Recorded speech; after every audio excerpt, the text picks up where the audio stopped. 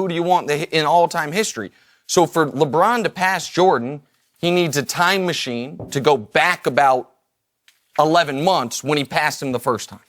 LeBron's been the best player ever since about midway point of Game 6 of last year's finals, and all he's done since then is continue that. He's on the greatest streak in postseason history since Dre called him the B word and Clay said his feelings were hurt. He's played 16 games. His team's 15-1, giving you 34, 9, 8, and 55% shooting. And when we're just comparing the two players, LeBron averages more rebounds, assists, blocks, steals than Jordan, shoots a better percentage from 2, shoots a better percentage from 3, is the more versatile defender, can guard all 5 positions. He can do everything Jordan could do, but better. So what does he need to do to pass Michael Jordan? He already done past Michael Jordan as far as who's the best player ever. Nick Wright's own words make the whole point here, and that is what makes this so bad for his LeBron argument. He went on live TV, told a story about being a young fan, and praised Michael Jordan for doing something that today's stars do not do enough. He talked about how Jordan played in the last game of the season, even when the standings were already set.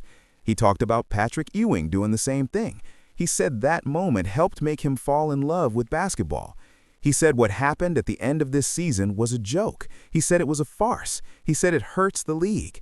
And the second he said all of that, he opened the door for the one question he never wants to answer. If that standard is so important, then why does he never apply it to LeBron James? That is the issue right there. This is not even about hating LeBron. This is not about making up something fake. This is about taking Nick Wright's own words, his own standard, his own story, and simply asking him to stand on it. If you say the league looks bad when stars sit, if you say it hurts young fans, if you say it damages the sport when players do not take those games seriously, then you cannot turn around and protect your favorite player when he has done the same thing over and over again. That is not fair analysis. That is not smart media work. That is picking and choosing when rules matter. And the moment people do that, their whole argument starts to fall apart. What makes this even worse for Nick is that he did not just say he dislikes players sitting, he made it personal. He told a real story from his childhood. He talked about how his mother took him to New York to see Michael Jordan and the Knicks in the last game of the year. He even checked the standings again to make sure his memory was right. He found out that game meant nothing in the standings. The Bulls were locked into their spot, the Knicks were locked into their spot. And still, Michael Jordan played 38 minutes and Patrick Ewing played 40. Nick used that story to show what the NBA used to be. He used Jordan as the example of what a star should do. That is why this blows up his LeBron case so badly, because now Jordan is the standard, by Nick's own words.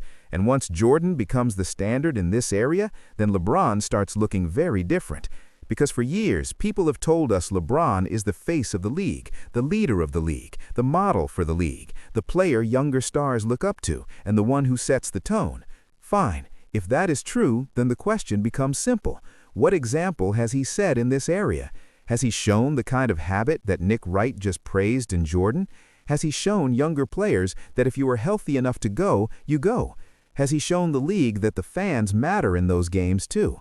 Or has he helped build the very thing Nick is now crying about? That is the real issue.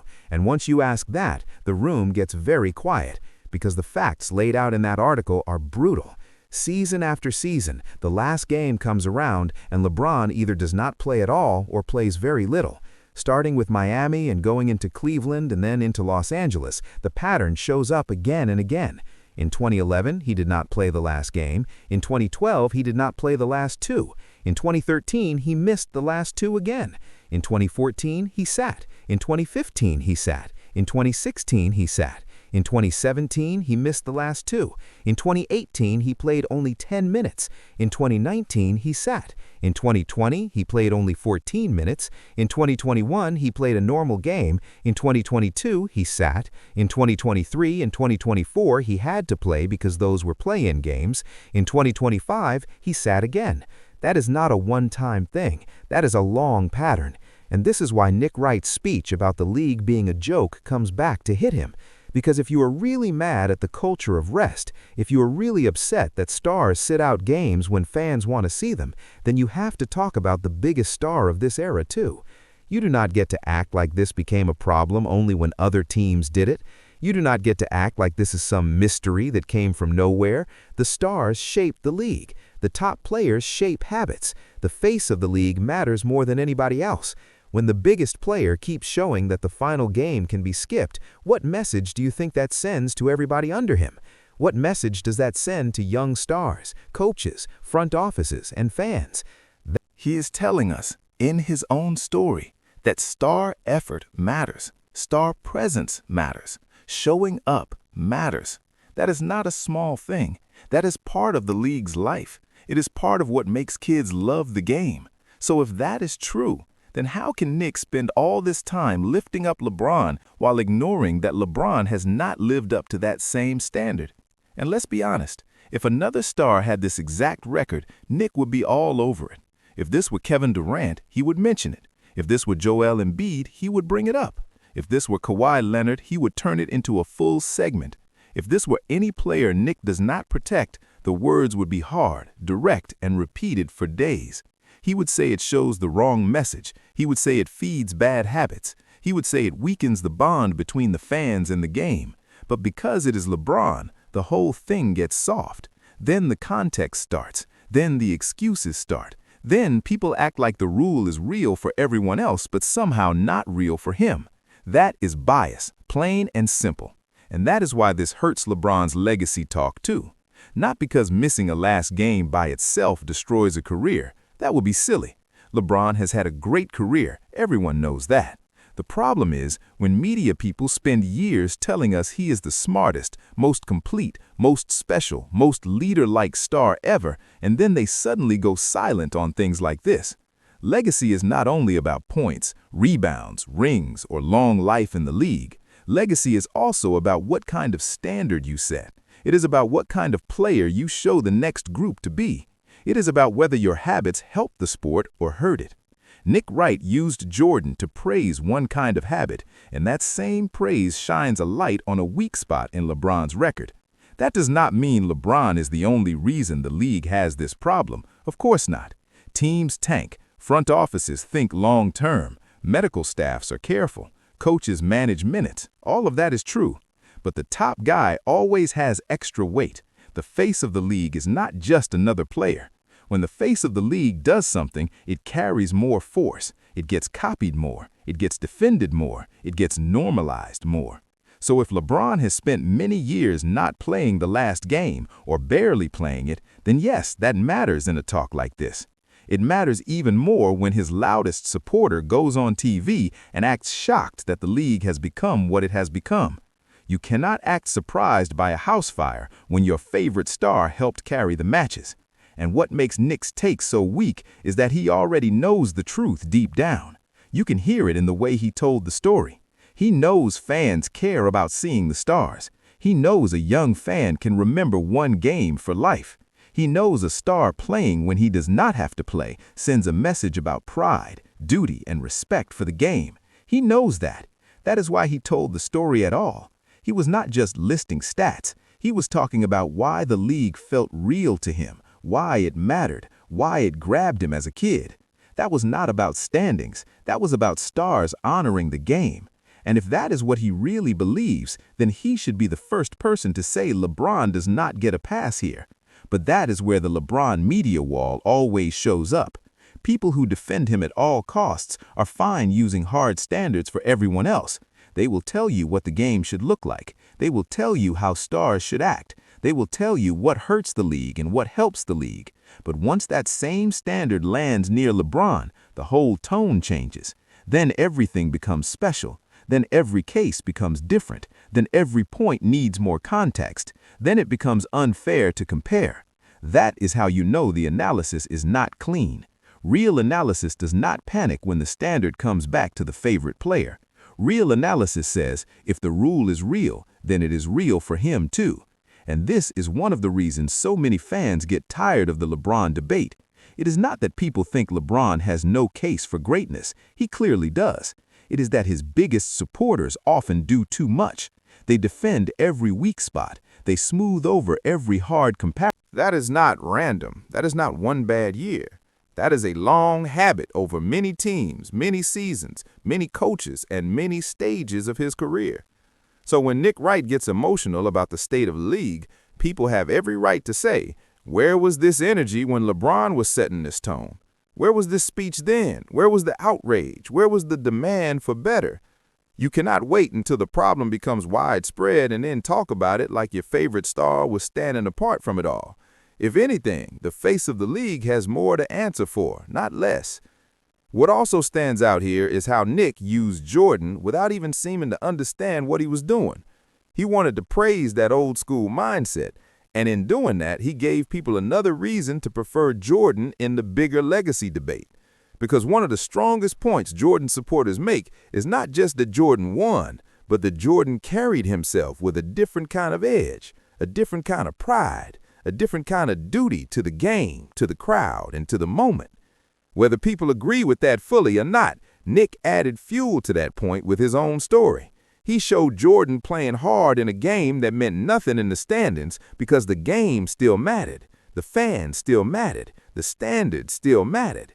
That is a powerful image, and it does not help LeBron at all.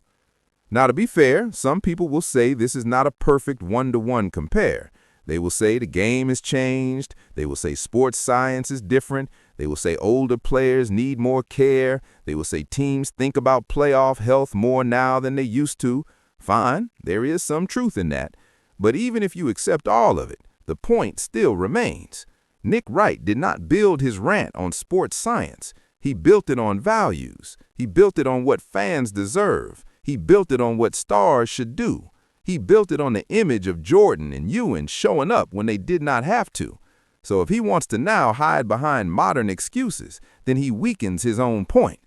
You do not get to use old school values to attack the present and then use modern excuses to protect your favorite star from the same attack. That is why this whole thing lands so hard. It's not just that Nick sounded biased, it's that he sounded blind to his own bias, and that is always worse. People can deal with bias if you at least admit it, but when someone acts like they are given a pure basketball truth while clearly protecting one player from that truth, fans see it right away. They may not always have the stats ready in the moment, but they feel the unfairness, and once the numbers do come out, the whole thing looks even worse. Suddenly, the speech about the league being broken becomes a speech that also points back at LeBron. Suddenly, the Jordan story becomes a Jordan argument. Suddenly, the attack on modern stars becomes an accidental hit on the one player Nick spends the most time defending. And this is where the bigger legacy hit comes in for LeBron. Again, not because sitting one game erases all he has done. It does not. But because when his strongest defenders use standards that make Jordan look stronger, and when those same defenders refuse to use those standards on LeBron, it makes people question the whole case they have built. Legacy arguments live on trust. If the person making the case does not seem fair, then the case gets weaker.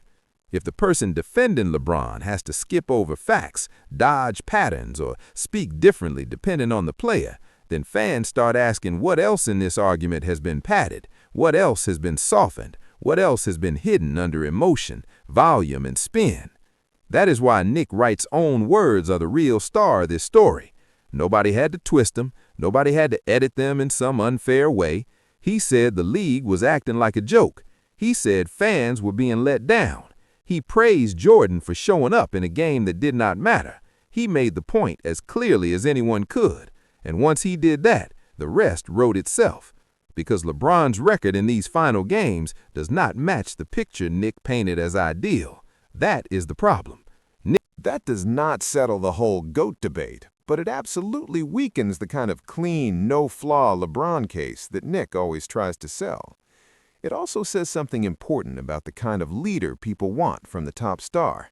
Fans do not just want greatness in the box score. They want a player who honors the game. They want a player who respects the ticket people bought, the trip a family made, the kid seeing his hero for the first time.